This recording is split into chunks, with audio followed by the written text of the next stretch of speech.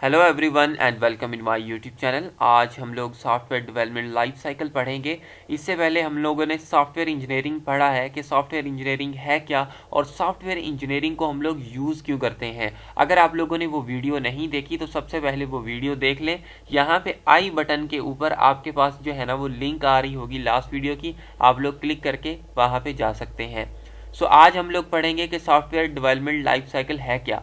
अगर आप लोग आईटी या सीएस के स्टूडेंट हैं तो आप लोगों को सॉफ्टवेयर डेवलपमेंट लाइफ साइकिल आना चाहिए। तो आइए हम लोग स्टार्ट करते हैं। देखिए, सॉफ्टवेयर डेवलपमेंट लाइफ साइकिल या SDLC, हम लोग शॉर्ट में इसको SDLC भी बोल रहे होते हैं, आपकी मर्जी, आप लोग बोल सकते हैं इसको। ये क्या है? The software development life cycle is a process that produce software with highest quality and lowest cost in the shortest time। हम लोग देखें, इसमें तीन चीजें हैं जिनको आपने फोकस करना है। हाईएस्ट क्वालिटी का सॉफ्टवेयर बनाने के लिए हम लोग सॉफ्टवेयर डेवलपमेंट लाइफ साइकिल का इस्तेमाल करते हैं, और हाईएस्ट क्वालिटी भी होनी चाहिए और उसके अंदर हमारी कॉस्ट जो है ना वो कम होनी चाहिए, और जो हमारा टाइम है वो भी कम लगे। इसी वजह से हम लोग क्या कर रहे होते हैं, सॉफ्टवेयर डेवलपमेंट लाइफ साइकिल का इस्तेमाल कर रहे होते हैं। हाई क्वालिटी इस वजह से, मैंने लास्ट वीडियो के अंदर आप लोगों को बताया था कि अगर हमारे सॉफ्टवेयर की क्वालिटी हाई नहीं है तो ये हो सकता है कि उस सॉफ्टवेयर की वजह से किसी की जान जा सकती है। जैसे मैंने आप लोगों को लास्ट वीडियो के अंदर ये चीज़ बताई थी कि अगर एक जहाज़ के अंदर आपका सॉफ्टवेयर चल रहा है और अचानक उसके अंदर कोई बग आ गया कि उसकी क्वालिटी अच्छी नहीं थी जिस वजह से उसके अंदर बग आ गया, तो अब अगर उसके अंदर कोई बग आ गया तो जाहिर बात है आपका जहाज़ जो है ना वो क्रैश हो जाएगा और उसके अंदर जितनी भी जानें होगी उनकी भी डेथ होगी।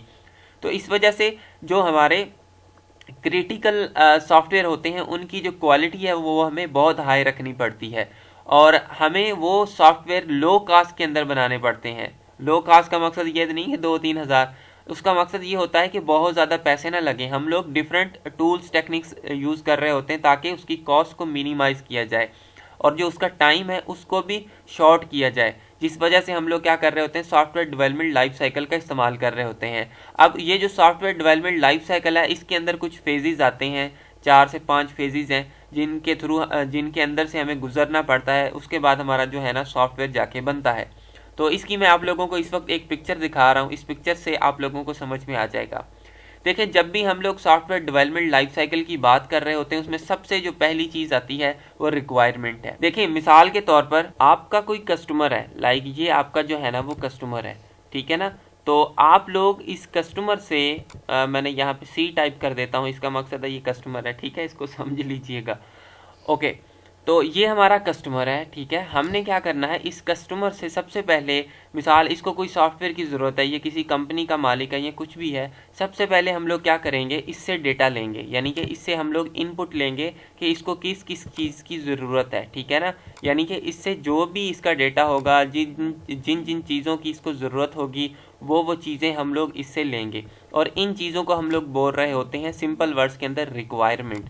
यानी कि आप अपने कस्टमर से रिक्वायरमेंट लोगे कि आपको किस किस्म का सॉफ्टवेयर चाहिए, उसके अंदर क्या क्या चीज़ें होनी चाहिए। और ये जो हम लोग रिक्वायरमेंट की बात कर रहे हैं, जो हम कस्टमर से रिक्वायरमेंट लेते हैं, रिक्वायरमेंट लेने का मकसद सिर्फ यही होता है कि हम अपने कस्टमर से ये चीज़ पूछें कि उसको क्या क्या चीज़ें चाहिए अपने सॉफ्टवेयर के अंदर और कितने दिन के अंदर चाहिए, और उसका जो बजट है, पैकेज है, वो कितना है, और कौन सी चीज़ें ज़्यादा इंपॉर्टेंट है जिनको सबसे पहले बनाना पड़ेगा। तो रिक्वायरमेंट के अंदर हम सारी चीज़ें जो नेसेसरी डिटेल होती है वो सारी डिटेल हम लोग ले रहे होते हैं, उसको हम लोग बोल रहे होते हैं रिक्वायरमेंट, ठीक है ना। तो सारी रिक्वायरमेंट हम लोग अपने कस्टमर से एक दफ़ा लेंगे, ठीक है ना। लेने के बाद रिक्वायरमेंट हमारे पास आ जाएगी। सपोज़ करें कि ये वाली जो है ना इस फाइल के अंदर हमारी रिक्वायरमेंट है, हमने सारी रिक्वायरमेंट जितनी भी थी वो अपने कस्टमर से ले ली है। अब इसके बाद हमारा एक और स्टेप होता है कि आपने जब रिक्वायरमेंट ले ली है तो आप लोग क्या करोगे, उस रिक्वायरमेंट से डिज़ाइन बनाओगे, ठीक है ना। अब देखें, डिज़ाइन क्या चीज़ है।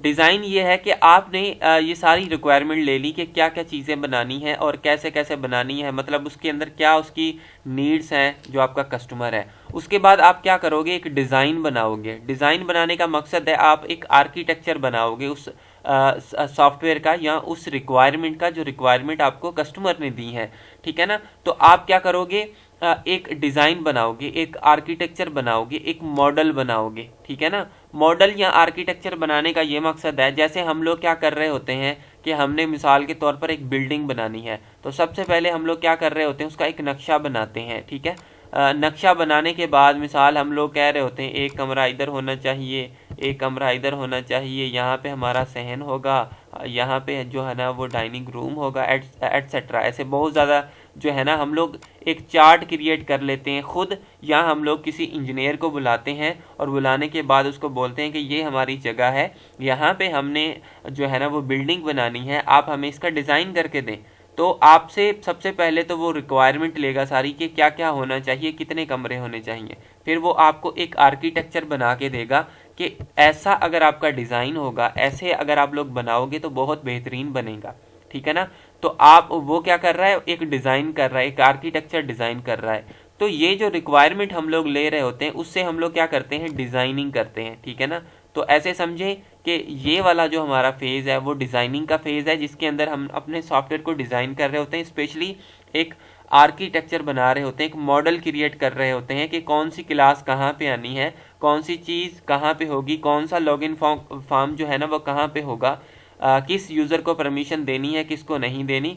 जब एडमिन, मिसाल के तौर पर एक हम सॉफ्टवेयर बना रहे हैं, ये हमारा एक सॉफ्टवेयर है जिसके अंदर डिफरेंट पार्ट है। डिफरेंट पार्ट का मकसद है, मिसाल के तौर पर एक इसमें एडमिन का हिस्सा हो सकता है, एक इसमें मिसाल के तौर पर ये किसी यूनिवर्सिटी का है, तो एक हमारा जो है ना वो CS का डिपार्टमेंट हो सकता है, एक हमारा जो है ना वो केमिस्ट्री का डिपार्टमेंट हो सकता है। ऐसे ही हमारे डिफरेंट इसके अंदर डिपार्टमेंट हो सकते हैं, और हर डिपार्टमेंट के अंदर हमारी जो इम्प्लीमेंटेशन है, हमारी जो रिक्वायरमेंट है वो मे भी डिफरेंट हो। जाहिर बात है, एक एडमिन का अकाउंट है, ठीक है, उसके अंदर डेटा आपका डिफरेंट होगा। एक आपका CS का अकाउंट है, उसके अंदर डेटा डिफरेंट होगा। एक केमिस्ट्री का अकाउंट है, उसके अंदर डेटा आपका डिफरेंट होगा। तो आपको क्या करना पड़ेगा, हर डिपार्टमेंट के हिसाब से इसका अच्छे तरीके से डिज़ाइन बनाना पड़ेगा कि इस डिपार्टमेंट के अंदर ये चीज़ें आनी चाहिए। ठीक है ना, इस डिपार्टमेंट के अंदर ये चीज़ें आनी चाहिए, इसके अंदर ये वाली चीज़ें आनी चाहिए। तो आप लोग पूरा एक डिज़ाइन क्रिएट करोगे, इसी को हम लोग बोल रहे होते हैं डिज़ाइन, यानी कि रिक्वायरमेंट लेना, उसके बाद डिज़ाइन करना, और डिज़ाइन करने के बाद आपका फेज़ आता है इम्प्लीमेंटेशन का, जिसका सभी लोगों को पता है।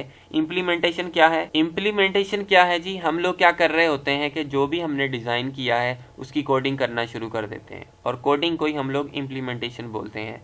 ठीक है ना, इम्प्लीमेंटेशन का मकसद ये होता है उसकी कोडिंग करने लग जाना किसी भी प्रोग्रामिंग के through, according to your design and according to requirement. ठीक है, जब आपने एक दफ़ा कोडिंग कर ली, यानी कि इम्प्लीमेंटेशन कर ली, तो आप क्या करोगे, आप टेस्ट करोगे। ठीक है ना, अब देखें ये जो टेस्ट का हमारा फेज़ है ये बहुत ज़्यादा ज़रूरी होता है। देखें, मार्केट के अंदर कोई भी नई चीज़ आती है तो उसकी बहुत ज़्यादा टेस्टिंग होती है, उसके बाद वो प्रोडक्ट मार्केट के अंदर आती है।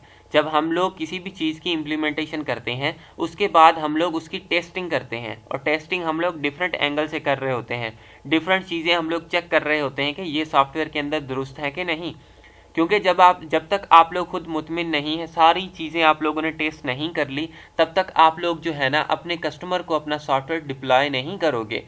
आपने एक दफ़ा हर एंगल से उसको चेक कर लिया कि इसको किसी भी एंगल से किसी भी चीज़ के थ्रू जो है ना वो एरर नहीं आ रहा, तो आपकी टेस्टिंग जो है ना वो सक्सेस हो जाएगी। फिर उसके बाद आप लोग क्या करोगे, वो सॉफ्टवेयर अपना दे दोगे कस्टमर को। अगर आप लोग टेस्टिंग नहीं करते, ऐसे ही आप लोग अपना सॉफ्टवेयर दे देते हो, तो मे भी आपके सॉफ्टवेयर के अंदर कुछ बग्स हों जिनका आपको पता ही नहीं है। तो आपने जब कस्टमर को अपना सॉफ्टवेयर दे दिया तो उसके पास बग आना शुरू हो गया, तो वो कस्टमर तो दोबारा आपके पास आएगा ही नहीं। तो इस वजह से हमें क्या करना पड़ता है, बहुत ज़्यादा टेस्टिंग करनी पड़ती है। और जितनी भी आप फेमस प्रोडक्ट देख लें, कोई आप बाइक ही देख लें, सीडी की बाइक है या कोई चाइना की दूसरी बाइक है, तो सबसे पहले कोई भी नई बाइक जब रिलीज़ होती है, या आप लोग किसी भी सॉफ्टवेयर का वर्जन लगा लें, कोई व्हाट्सएप के अंदर कोई अपडेट आ रही है, फेसबुक के अंदर कोई अपडेट आ रही है, सबसे पहले कुछ यूज़र्स को वो कह रहे होते हैं कि आप लोग इस चीज़ को यूज़ करके बताओ कि ये चीज़ कैसी है। यूट्यूब की नई अपडेट आती है, सबसे पहले वो कुछ यूज़र्स को दी जाती है कि आप लोग यूज़ करो, ये आपको कैसी अपडेट लग रही है। उसके बाद वो हर बंदे के ऊपर लागू हो जाती है। तो इसी हिसाब से हमें सबसे पहले जो भी नई चीज़ बनाते हैं उसको टेस्ट करते हैं, और ख़ुद भी टेस्ट करते हैं, लोगों को भी टेस्ट कराते हैं, फिर जाके हम लोग जो है ना अपने कस्टमर को डिप्लॉय करते हैं वो चीज़। लास्ट हमारा फेज़ आता है इवोल्यूशन का। आप इसको इवोल्यूशन बोल लें या आप लोग इवोल्यूशन निकाल के डिप्लॉयमेंट लगा लें। इवोल्यूशन का मकसद ये है कि आपने रिक्वायरमेंट ली, डिज़ाइन किया, इम्प्लीमेंटेशन की, टेस्टिंग की, उसके बाद अब आपने टेस्टिंग कर ली, अब आप उसी को और इंक्रीज कर रहे हो, ठीक है ना। मतलब आपने एक छोटा सा सॉफ्टवेयर बना लिया, ठीक, लाइक दिस वन, आपने एक दफ़ा ये सॉफ्टवेयर बना लिया जिसके अंदर आपने रिक्वायरमेंट ली, डिज़ाइन किया, इम्प्लीमेंटेशन की, टेस्टिंग की, आपकी टेस्ट सक्सेस हो गई, आप लोग इसी को इंक्रीज करोगे, यानी कि इसके अंदर और थोड़ी सी आप बढ़ा दोगे इसको, यानी कि सॉफ्टवेयर के अंदर कोई और चीज़ें ऐड कर दोगे, फिर आप क्या करोगे, फिर एक कुछ और चीज़ें ऐड कर दोगे, इसको बोल रहे होते हैं इवोल्यूशन। तो आप लोग अगर ऐसा समझें कि हम लोग ये जो फेजेस कर रहे हैं 4 से 5, रिक्वायरमेंट, डिज़ाइन, इम्प्लीमेंटेशन, टेस्टिंग, और यहाँ पे आप लोग अगर डिप्लॉयमेंट लगाओगे, इट मीन्स आपने रिक्वायरमेंट ली, डिज़ाइन किया, इम्प्लीमेंटेशन की, टेस्टिंग की और उसके बाद कस्टमर को दे दिया। अब आप कस्टमर को दें या उसके अंदर आप लोग कुछ और इवोल्यूशन करें, वो आपकी मर्ज़ी है, मगर इसके अंदर ये 5 फेजेस आपके आएंगे और इन फेजेस के बेसिस पे ही सॉफ्टवेयर डेवलपमेंट चल रही होती है। इवोल्यूशन का मकसद ये है कि आपने अभी कस्टमर को सॉफ्टवेयर नहीं देना, तो आप लोग उसी सॉफ्टवेयर को थोड़ा इवोलेट कर लो, ठीक है ना, उसको बढ़ा लो। लेकिन अगर आपने कस्टमर को देना है तो आप लोग कहोगे कि हमने ये सॉफ्टवेयर कंप्लीट कर लिया है और हम लोग जो है ना ये सॉफ्टवेयर डिप्लॉय करेंगे कस्टमर को, ठीक है। तो होपफुली आपको ये जो इसका सिनेरियो था सॉफ्टवेयर डेवलपमेंट लाइफ साइकिल का, वो समझ में आया होगा। मैंने इजी से इजी तरीके के अंदर समझाने की कोशिश की है, मगर अगली वीडियोस के अंदर हम लोग रिक्वायरमेंट को बहुत डीप जाके पढ़ेंगे। इसको हम लोग ब्रेक डाउन करेंगे पार्ट्स के अंदर, डिज़ाइन, इम्प्लीमेंटेशन, टेस्टिंग, इवोल्यूशन, इनको भी जो है ना हम लोग ब्रेक डाउन करेंगे पार्ट्स के अंदर। यहाँ पे आपको सिर्फ और सिर्फ सिनेरियो होना चाहिए कि ये सारी चीज़ें हैं क्या। तो होपफुली आपको ये समझ आया होगा। अगर आप लोगों को कोई कन्फ्यूजन हो तो आप लोग कमेंट कर सकते हैं, टेक्स्ट कर सकते हैं, मैसेज कर सकते हैं। So I will be happy to reply you. Thank you for watching this video.